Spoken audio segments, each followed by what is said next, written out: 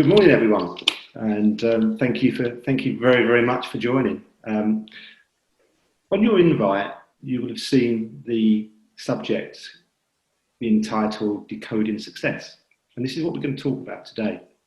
And the decoding word is quite a critical word, actually, because we are all successful at times. Sometimes we may not achieve the big things we want or haven't achieved them yet. We're successful in many small things. Even being here today, being on this webinar, seeing it to the end is a success.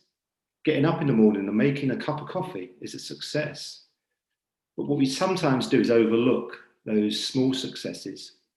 But the important thing to remember is we are already successful. There's no one on this webinar today, no one maybe watching the video in the future, no one in the world actually that's not had success at some point in their lives.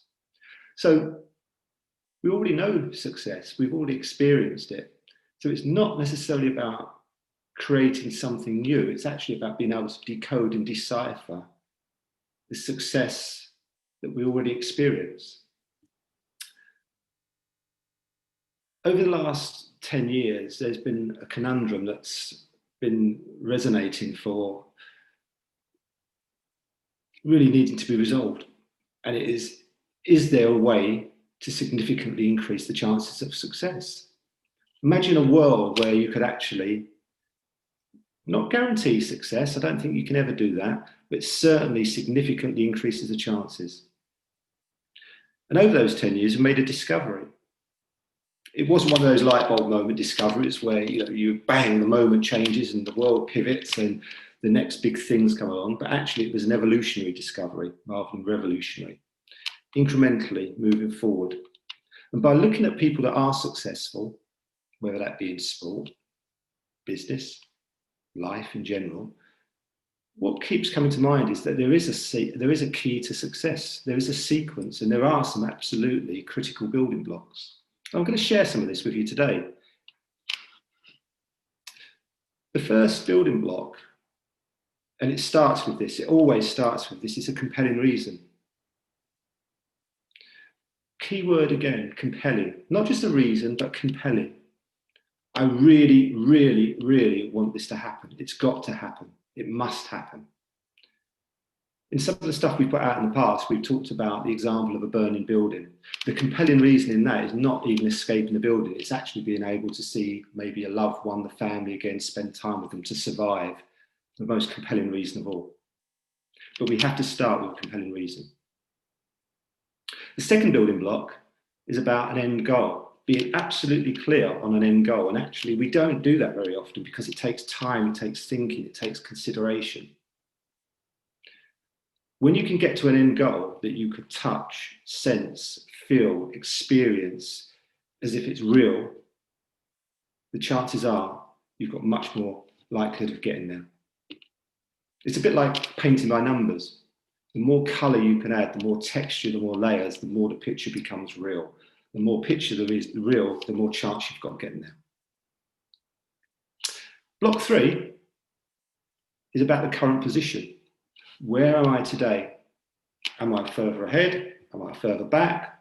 Am I not where I thought I was? And that takes a level of humility sometimes. Absolutely, we have to have belief and all the other good things, but we also have to have a real dose of reality to go, where am I starting from? There's good aspects, there may be negative aspects, but where am I starting from? Okay, so we're starting to get a feel for why we want to do something, where we want to get to and where we are. The next building block is possibilities and choices.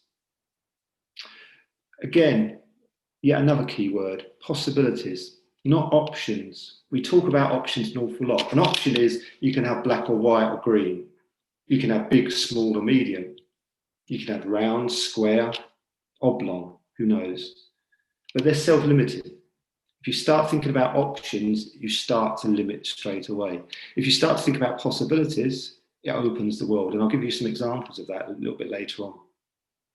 Because I may actually not want a square or a circle. The option I want might not exist. It might be a diamond with a triangle on top and a blurry bit below. Who knows? It may not even exist today. Once we understand our possibilities and start to create some choices from that, then we're in a position to understand the next steps. And again, we don't need to know the whole journey. Like most things in life, we don't know where we're going to get there. We just know we need to make some steps towards that end goal. And getting traction is the most important thing. We also have to have personal accountability. This is a critical one. It's not relying solely on others to achieve things. Yes, the burning building example. Yes, we want the fire service to come and save us, but actually it's got to come from us to want to get out of that building. It's got to come up from us to make it happen. We have to collaborate with people, no doubt. The best things have ever come from teams, the different mindsets coming together, the opportunities. But fundamentally, to achieve the success you want, you need to have the personal accountability to make it happen and not just rely on others to make it happen. And that requires you to also then, the next step is prioritize above everything else. We don't have infinite time. We don't have infinite energy. What we do have is the choice of where we place that time and energy. And sometimes it's a trade-off. There will always be a trade-off. We can't do everything. So what is important? If it's truly important, if that compelling reason is absolutely compelling, then we make it happen. And we have to have some self-belief. And self-belief can come from many things. And that's not arrogance. Self-belief comes from, I've done some of this before. I know where I am today. I've gone through some of those other steps. But we have to believe we can achieve that end goal. It drives confidence. And the last piece, the ninth building block, is about the unwillingness to compromise. If you look at business, it's littered with compromise. If you just look at the set of KPIs and measures, in most businesses, you get things like budget, target, stretch target, pride target. Good enough. If we're aiming for 1 million, whatever 1 million is, £1 million, 1 million widgets, doesn't really matter. 999,000 is not enough. It's not acceptable. But we build failure into things. If we're truly going to be successful, we need to know where our compromise level is and isn't. You can't half get out of a burning building. You either do or you don't. We need to be thinking about those sorts of things with success. But it fundamentally always starts with a compelling reason. The why. Why am I doing this? What is my driver for this? There's been a lot of stuff done on this in the past. Simon Sinek, you may or may not have come across. He is quite famous. He does a lot of material on business thinking, leadership thinking, where the world is going. He's got a video that's been out for a number of years now called Start with a Why. And it works on a principle of why, how, what. Start with a why, work your way out. It's an eminently sensible piece of work. I think it's got something like 13 million views on TED. It's a great concept. It's a concept that actually, I think most people that when they've watched that video, if you haven't seen it for the first time or for the first time of watching, you'll walk away and go, there's quite some good stuff there. I feel quite energized. It's quite a good concept. But there lies the challenge. A good concept energizes, but then what next? How do you turn that into practical application? Well, it needs something. And I think the 9 blocks, the key 9 blocks that we've talked about, are the way to turn that conceptual, start with the why and then work to how and what, into a practical application that we can use in every situation of every day, of everything we do. So if you haven't watched that TED video, definitely watch it. It's worth a view. Bit of free promotion for Simon there. So what I'm actually going to do is I'm going to take a story that Simon tells within that TED talk and just expand upon it a little bit. Because what I also want to demonstrate is the absence of just a couple of those blocks can make a material impact on your success. So let me start with the story. In 1900, only birds flew. Man hadn't flown. It was still a concept, it was still an idea, it was still a desire. It was one of the biggest challenges at the time. If you could crack that ability to have manned flight, it would open up the world. Communication would change. Horizons physically would change. People could travel, people could meet. It would make the world smaller. Strategically, it would change future world wars. It was massive. If I ask probably most people on this session or watching the video, who do you associate with manned flight? I think the name that probably comes to mind is the Wright brothers.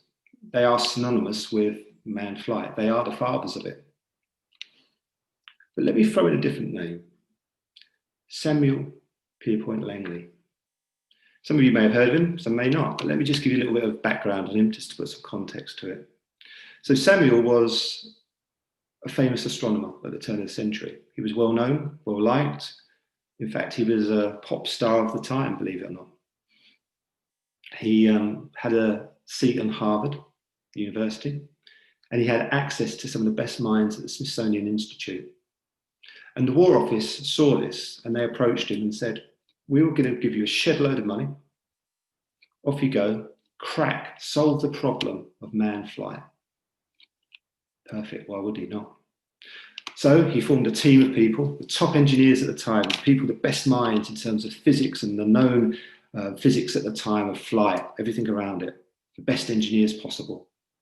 And he had a really compelling, strong desire. He wanted to be first. It was critical to be first because he desperately wanted to be seen in the same light as Thomas Edison or Alexander Graham Bell.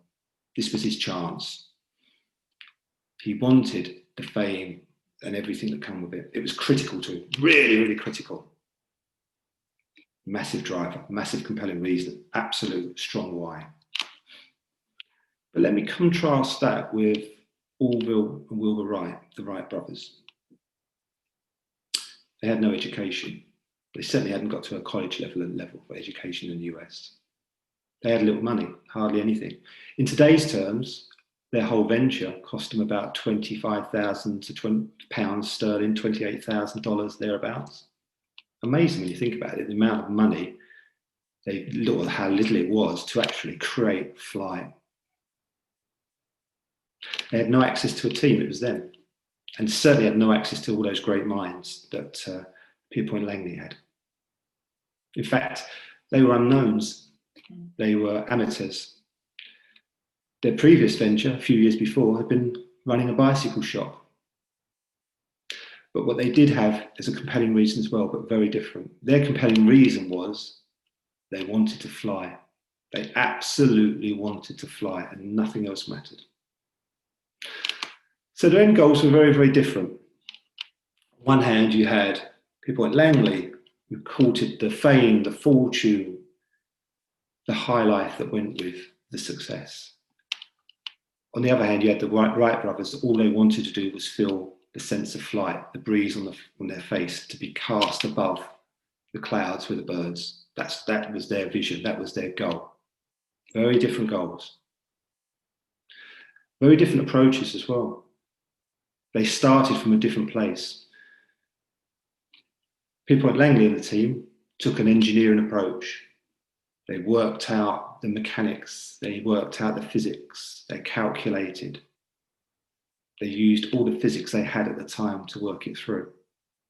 The Wright brothers, on the other hand, considered a completely different set of possibilities. They came from a place of, well, if a bird can fly, that proves it. What can we learn from birds? And that was critical. They didn't look at an option, they looked at a possibility. There's an old story that goes around that says, if you apply the physics that we know to a bumblebee, it shouldn't be able to fly, but no one told that bumblebee. You may have heard that. It's actually rubbish. It's a myth. It gets thrown into lots of talks and things, but it's wrong. If you actually dig behind the scenes, it stems back from a myth from the 1930s. When they studied the bumblebee, they studied it on the basis of the technology of an aircraft. So they looked at lift, thrust, weight, drag, coefficients, etc. If you then apply those aircraft-based physics to a bumblebee, absolutely it won't fly. But what they didn't do was consider the bumblebee itself, because the bumblebee flies through its wings, the ratio of how it flaps its wings, the angle of they go backwards and forwards rather than up and down. If they'd done that, they would have been able to prove through physics that bumblebee does, and it can fly, but they limited themselves. Let's go back to Langley for a moment. In 1903, Langley formed this wonderful entourage around him and declared, "Watch us fly." The press were there, everyone was there. Took off, didn't even get off the ground, it crashed. Tried again, second time, crashed. Horrendous. To the point where Langley was humiliated, totally humiliated. To make matters worse, some 9 days later, at Kitty Hawk in North Carolina, the Wright brothers achieved the first ever manned flight. Why was it different? Why was one successful? Well, they both had compelling reasons, but very, very different ones. On the one hand, money, on the other hand, flight and fortune.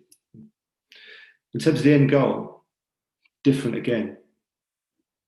Yes, Pierpont Langley had a great visual view of being around people, being part of the entourage and having a great time being seen as very, very successful. The Wright brothers just wanted to fly. In fact, they tossed a coin to see which one of the Wright brothers would actually jump into the plane and fly. Where it started to diminish was the current position. Pierpont Langley thought they were much further ahead. They weren't realistic. They thought they knew it all. The Wright brothers went back to fundamental basics and started from afresh. And that included the possibilities and choices. Before they even started, Pierpont Langley had limited, and the team had limited themselves. They had worked on just the physics. They hadn't considered the possibilities of anything that could make it fly. Whereas the Wright brothers had started with a bird and assumed, well, what can we learn from them? The personal accountability was very, very weak. The Wright brothers, as I said, flew the plane themselves. They built it. It was their baby. It was something that they loved and nurtured and would make happen. Pierpont Langley was involved, but he abdicated a lot to his team. Think about the self-belief.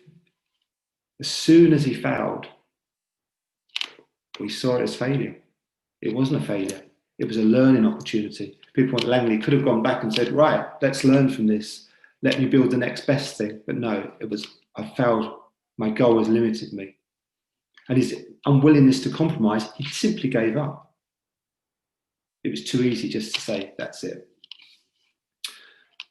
Interestingly, in 1914, after Langley died, one of his friends approached a gentleman called Glenn Curtis and asked him to look at Pierpont Langley's designs and the team's designs. And he did some work. He changed some of the surfaces, strengthened some areas. And lo and behold, he actually got that plane to fly 150 feet. So there was success, but because he gave up, because he compromised, ultimately he wasn't successful. But that's a negative. I want to share something with you, which has always been an inspirational story for me. I've always liked Formula One. And I want to share a story that you probably know some of it, but I just think it's useful to sort of put this in the context of those key building blocks. Niki Lauda was a Formula One racing driver, a world champion. Unfortunately, he passed away in 2019. In 1975, he won his first ever world championship. He went into the 76 season as the reigning world champion and started the season amazingly. Of the 4 races he won, he was already ahead of the game. No one else was close. In August 76, they went into the German Grand Prix. A couple of weeks beforehand, Niki had shared strong reservations about the safety of that Grand Prix. But it'd fallen on deaf ears and the Grand Prix was going to go ahead. And so it did. 2 laps into that Grand Prix, Niki crashed. You may have seen the video. It's quite well documented. It's quite well known. But that crash was horrendous. His car was engulfed in flames, burning fuel. To make matters worse, he was trapped in the car. And despite the best efforts of those around him, including other drivers, to try and free him, they struggled to free him. During that time, his ill-fitting helmet allowed the flames to get to his head. He breathed in burning toxic fumes. It damaged his lungs, it damaged his blood. Eventually, they managed to drag Nicky out of the car. A day later, he fell into a coma. He was so severely burnt, his lungs were shot, his blood was damaged. They gave him his last rites. They prepared his family that he was due to die. Get ready for it. Problem was, they never told Nicky. Never told him at all. And Nicky had a strong, compelling reason. He absolutely wanted to drive again. Not just recover, not just get well, but drive. And not just drive, but win a race. But not just win a race, but be a world champion again. His end goal was to be a world champion. Nothing would stop him. But he knew he was in a bad place. He had doctors around him, people that were trying to save him. But it had to come from Nicky. No one else could save it. And no matter what happened, if he was going to get in that car, it was going to be him to get in that car.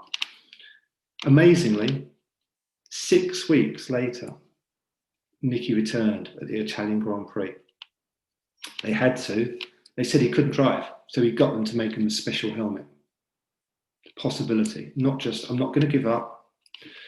He'd had the opportunity to have reconstructive surgery because he had lost part of his ear. His face was severely burned and scarred and still was. But he turned all of that down. The only reconstructive surgery he had, which was his choice, was to have his eyelids fixed so he could blink when he was driving. He was so focused. So despite the fact that he was in incredible pain, difficult to get in the car, wearing a helmet on sore, open wounds, he drove. At the end of the race, they say that when they removed his bandages, they were soaked, sodden in blood. But he didn't give up. And despite losing all of that time, 6 weeks out of a championship is massive, he missed the World Championship by 1 point that year to James Hunt, British driver. Did he give up? Was he a Pierpoint Langland? No. Was he willing to compromise? Absolutely not. Did he believe in himself? Yes. Did he prioritise this above others? Yes, because I'm sure there's no way his family ever wanted him to go back into that car at all. Inspirationally, in 1977, he won the World Championship and did again in 84. It's an important thing here. Not only did Nicky apply every one of those 9 blocks, the key 9 blocks, and do it with strength, with rigour, with determination, but he was also able to adjust, and that's the important thing. The Wright brothers were not. So despite the fact that they were incredibly successful in terms of being the fathers and creating manned flight, after that, they tried to set up an air business, an aircraft business, and were spectacularly unsuccessful. Why is that the case? They knew the ingredients for success. Why? Because the important thing to remember here is those 9 dimensions, those 9 blocks of the key, they are universal. They're as applicable to buying a cup of coffee as to building a business, as to buying a home, to getting a new job, to anything that you consider success to achieve. They're universal. But you have to understand the context you need to apply them in. Nicky Lauda did, because he knew his world had changed. So he still had to prioritise, but his priorities were different. He knew he still had to work out his next steps. He knew he still had to think about what his end goal was, but this context was different. The Wright brothers didn't consider the context, so their goal was different. It wasn't as strong as it was before. They weren't clear on the next steps. So it's very, very important to remember that whatever we do, yeah, we can have the greatest models in the world. And let's be honest, the world is littered with wonderful models and wonderful approaches, and everyone's got a silver bullet answer. It's not about just taking a model and applying it, or just taking some dimensions and applying them all building blocks. It's fundamentally about understanding those and then being able to link those to the world that you're in, the context-based world. So let me just finally recap. There are 9 building blocks. There are keys to the success. We can all use them. They might seem obvious, but some of the best things are obvious. But obvious doesn't demean them. It actually means we need to think about how we use those and move them from being conscious to subconscious. Because we do it subconsciously when we buy a coffee. But it takes time, it takes effort. Success doesn't come easy. It does require an investment of time, thinking and effort and understanding. But what I would say is this. If you significantly want to increase your chance of success, and I'm not saying guarantee success, because there are other factors, but significantly increase the chances of success, if you can address those 9 blocks and do it consciously, take them in order, think of the key parts to that and build on that. Understand the context that you're applying them to, and that's critical. Otherwise you become another Wright brothers after the manned flight. It will strengthen significantly your chances of success. And we use the phrase success is simple. It is simple if you apply it in that approach. Thank you.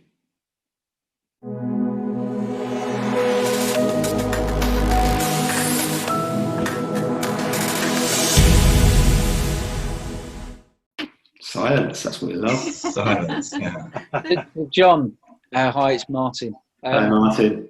Thanks for that. That was really, really insightful. I was going to laugh because I actually have the book reference, so you can buy that as well. And that sounds like we're on commission, but it's a good read. Just a quick question. So, all makes really good sense. How would you go about trying to drive the same approach from people around you in a business if you were sort of trying to make a transitional change to an approach? How would you get others to sort of buy in without necessarily having the time to spend like you've just presented it to us? How would you sort of get people to sort of follow the lead and engage?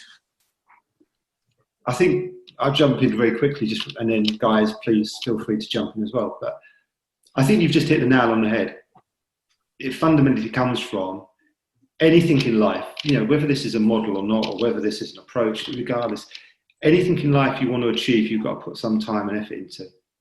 There is an investment, And so in terms of creating that common language, that common thinking, that common feel, it can't happen overnight. I wish there was a silver bullet. If I could just say, do that and everyone gets it, they won't. It can't. It has to come from a level of investment. Now that investment might come from spending 10 minutes of time thinking about some things or doing some more reading. But look at, you've just started by showing us a book, Sinek's book, Start with a Why.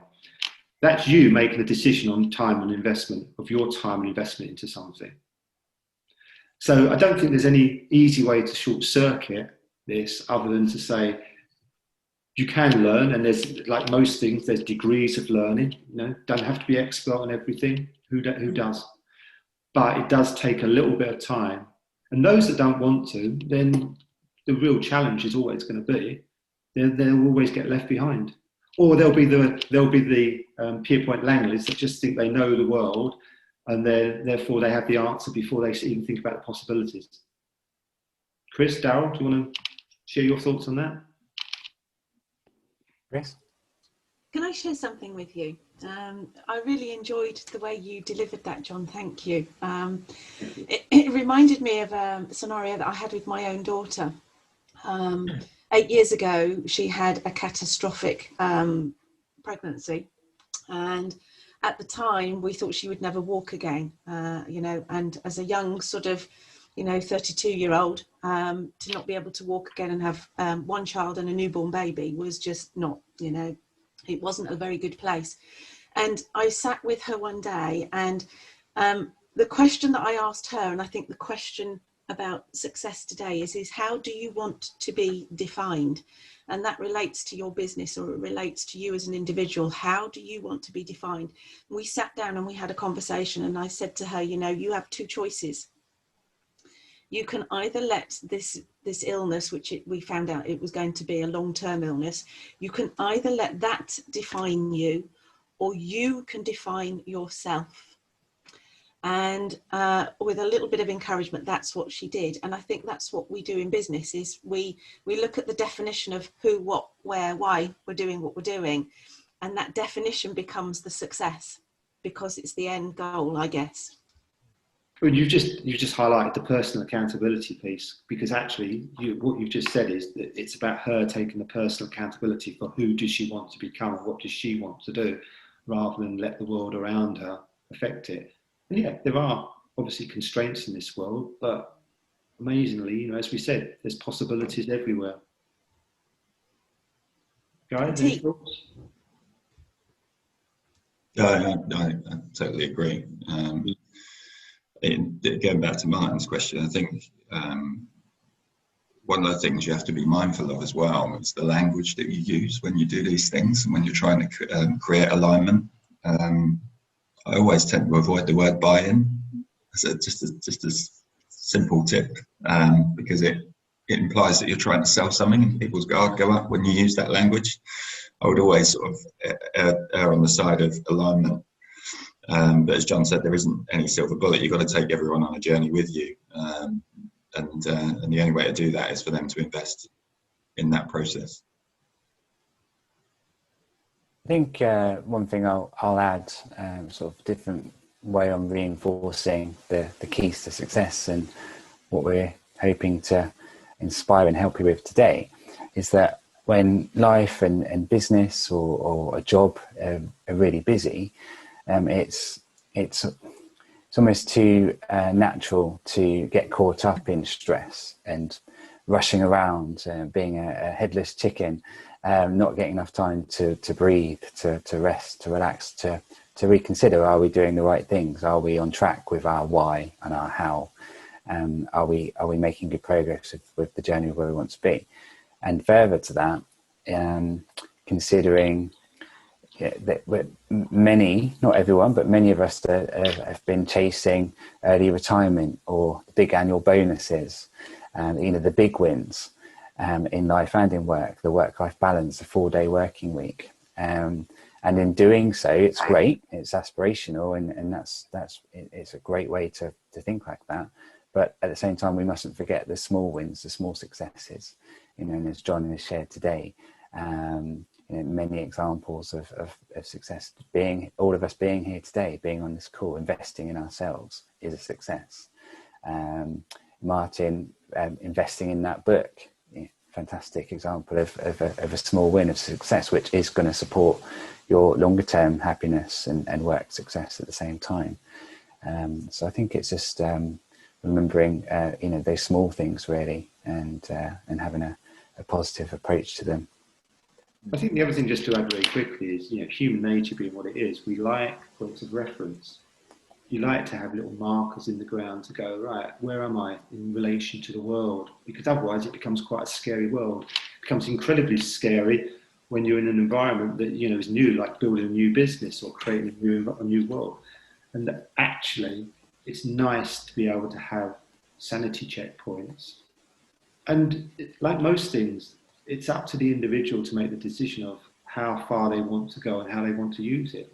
There'll be some people, for instance, that will go, how many people have read a book and just, you know, Google's the worst, let me give you an example. Google is the worst thing in the world and the best thing in the world, because all of a sudden everyone becomes an expert. You could say to someone today, this new technique, and within 30 seconds they've read it and they're the biggest expert. And that's fine if that's their need.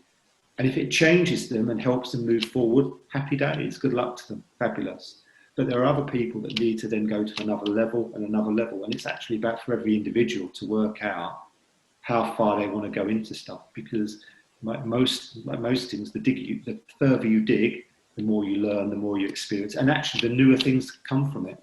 So last part of that question, Martin, is I think it's different for everyone. But the benefit of this is it gives you a common language, it gives you common points of reference, it gives you a common framework, let's call it, to engage people.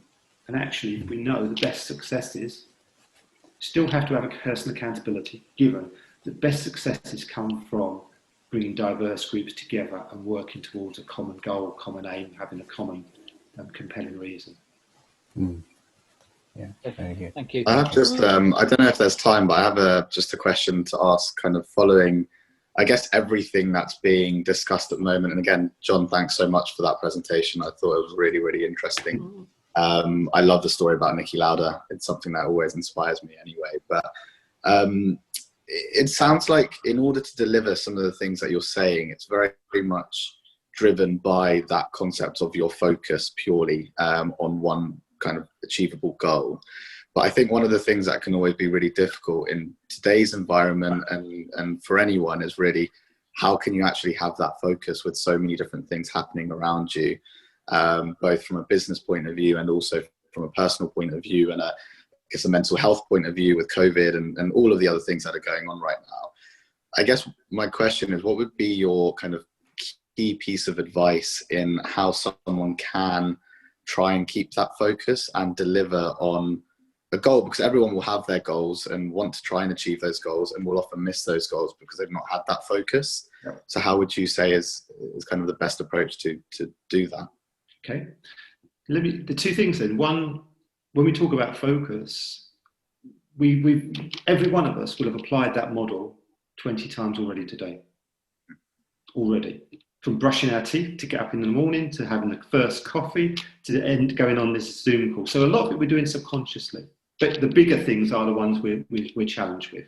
And we ran a session a little while ago, and I won't name the individual, but there was a light bulb moment for him. And I just want to use this as a very quick example. So he had said that one of his most important things was to spend time with his children and help nurture them, grow them up. It was critical to him because of his history, his past, everything. It was absolutely critical.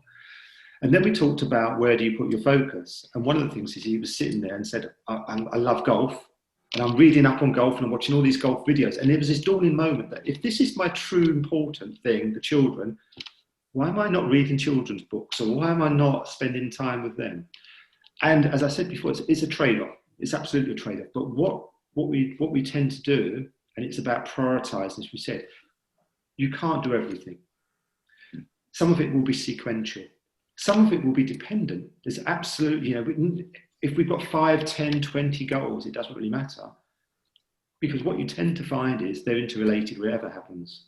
There's a relationship between them. So spending time with the family, let's say, and having quality time there has a direct impact on what you're doing in terms from a business point of view. The skill, and therefore things around the mental health, is feeling that you're in control of that. That's the biggest thing. And the only way you can do that is by being able to make judgments about, if I take my foot off the gas on this, because this is more important, these two different things, just as an example, I'm doing it consciously and I'm doing it in a way that's not engulfing me. It's a way that I'm making a decision myself. And there's possibilities around that. So yes, there's always going to be things, there's always going to be conflictual, but if you can understand how those things can support maybe a goal, because what you'll tend to find is 3 or 4 things will actually lead to one goal. When we talk about Niki Lauda, it wasn't just his health, it was how he dealt with time with the family, and he had to trade off some stuff. His wife absolutely didn't want him to get back in that car, 100%. But if you make those judgments consciously, it gives you a fighting chance to feel you're in control. And when you feel you're in control, at least then it supports your mental and physical well-being as well. Guys, I've jumped in. Yeah, no, helpful. That's fine. Have we got time for one more comment from me, if that's all right? Yeah, go for it. I think Vivek's asked the question I was going to ask anyway.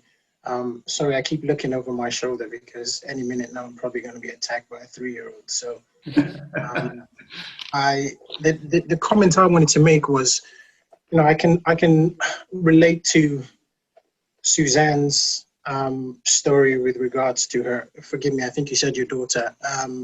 When you're put under that stress of going through a personal illness, whatever it might be, we subconsciously, anyway, most individuals, I think, subconsciously will go through those key stages because they have a focus point that they want to get back to.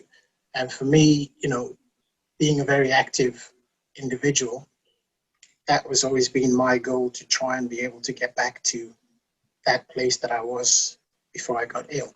And I think we subconsciously go through those 9 key points from the key to actually get through to that. But as Vivek pointed out, when you're working in a business environment, a lot of times individuals will try to make shortcuts, especially in a time like now, where stresses are so high and a lot of businesses, irrespective of what they say, a lot of them will be about, well, how can we get some short wins now?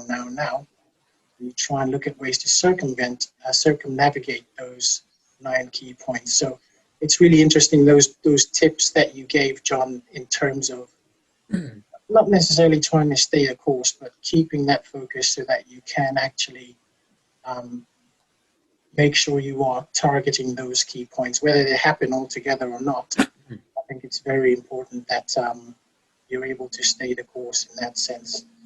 And maybe it's a case of practicing it. I don't know what you guys you probably got a lot more experience with perhaps practicing those 9 key points and actually making it a mantra, so to speak. But no, I found that very interesting. Thank you for that. I think just a couple of things just to finish off then, just to add that. One of the things I said at the start was it was an evolutionary discovery. When we first started to pull this together, it was just 9 blocks. And what we started to see was there is a natural sequence. There is a natural sequence to some. So it does start with compelling reason. And that's why we called it the key, because it started to look like a key. It actually was a key. But there is a natural sequence. And I think part of this is about trying to make this as conscious as possible. And some of that comes from trying it. Some of that comes from having it as a point of reference. Some of that also comes from delving into it a little bit more, because, it's easy for me to sit here and say, paint a goal, be vivid about it. But actually, that takes time, that takes some thinking, that takes some skills from the individual themselves to piece the bits together in their own mind. So, as I said, with all of these things, you said it yourself, Sarah, it's absolutely, you do it all the time. This is not about reinventing the wheel. This is, but like most discoveries, they've already been in front of our faces for most of our lives. The discovery is just being able to bring them to the fore, recognise them and turn them from being subconscious into something conscious that we can use and apply all of the time. And when we can do that, it becomes quite powerful, because then it becomes a diagnostic approach. It becomes a validation that you're in the right place. It also becomes something where you can engage other people at the right time and have a common understanding and aligned thinking. So yeah, you're absolutely right.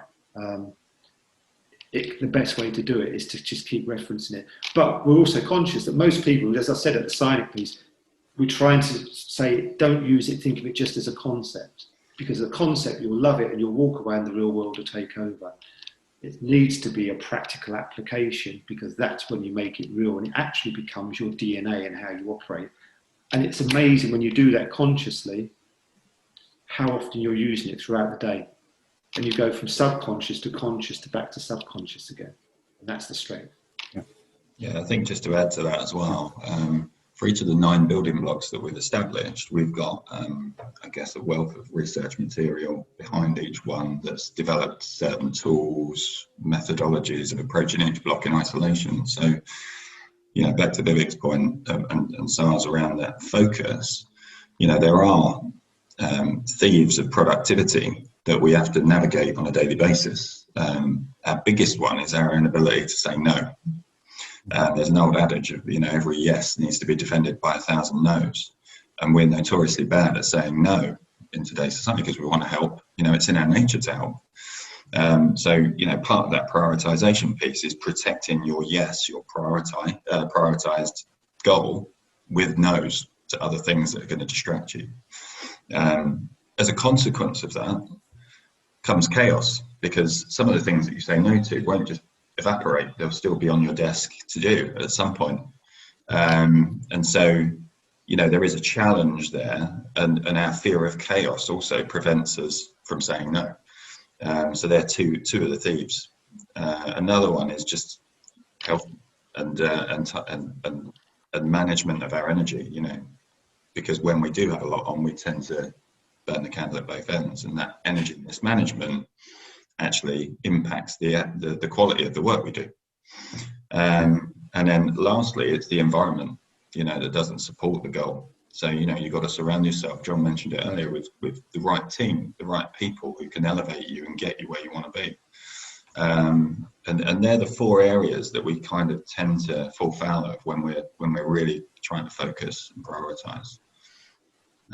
That's all I'd add on that one, really. Yeah. And just 2 really quick ones from me. It's just a sense check reminder for us all that even the best, even the most successful, need a helping hand to fulfill their potential. And we often forget that. And sometimes people who naturally achieve a lot of success and are hard work and determined, they kind of carry on their own and they don't get help from others. Now, then there's the second point I have off the back of that everyone needs a helping hand to fulfill their potential. It's really easy for us all to talk and to have good intentions and to make great goals and great plans, but it's really hard to turn that into action and to follow through with the action. But furthermore, it's even harder to take that right action consistently, even for the most successful, because there's so many distractions, there's so much to do, so many opportunities. Guys, well, thank you very much for your time. It's been brilliant. Really appreciate all your input as well, so and the questions. As always, if you've got anything that comes to mind afterwards, get in touch with us. We'd love to talk to you more. But thank you again for your time today, and if we don't speak before, have a good weekend. Yeah, thank you. You too. Thanks so much. Yes. Thank you, everyone. Thank you. Bye.